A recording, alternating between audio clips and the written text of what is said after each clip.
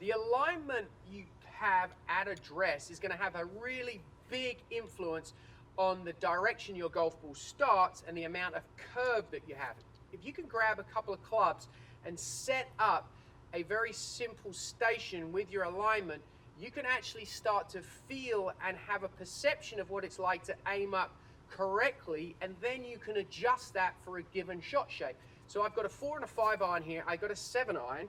I'm just going to kind of line up at address, heading out towards that red flag here up the range, and I'm going to put one of the clubs outside the ball line, which is going to be at the target, and then I'm going to put another club down parallel left to that. So I kind of created some railroad tracks. And the goal being, when we play golf, is that we're standing inside the golf ball or side onto it.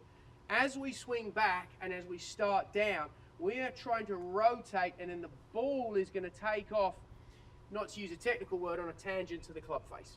Essentially, we need to set up in a manner that accommodates that. So if I'm a golfer that tends to set up very much to the right, if I make a totally uncompensated swing, I'm likely to push the ball, let's say, to the right of the target if I'm a right-handed golfer.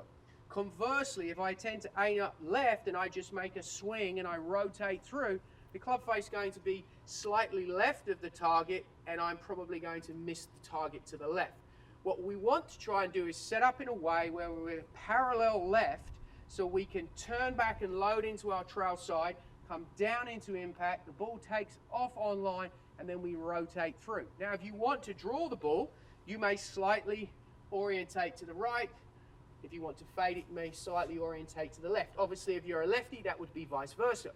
But by standardizing your setup and being aware that when you rotate from address, we're very parallel, our feet, our knees, our hips, and our torso.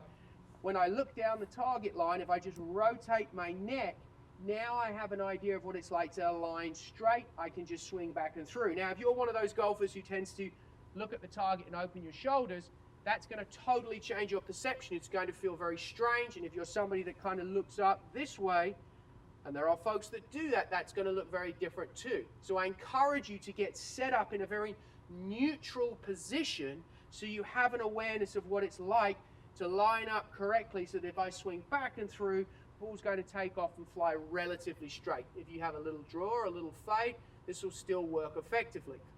The times you want to practice excessively shaping the shot, you can move the ball back, orientate slightly right, produce more inside out, know that I got to get the face closing, I can draw it. And then if I want to fade it, I move the ball up, maybe fractionally open, and I'm working across it with the face staying slightly open.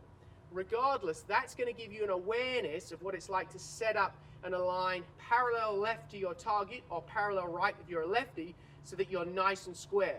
From there, you'll be able to create the perception of what's necessary to curve the ball left and right. But it's really important to start from a nice neutral setup so that you give yourself the best chance to be consistent.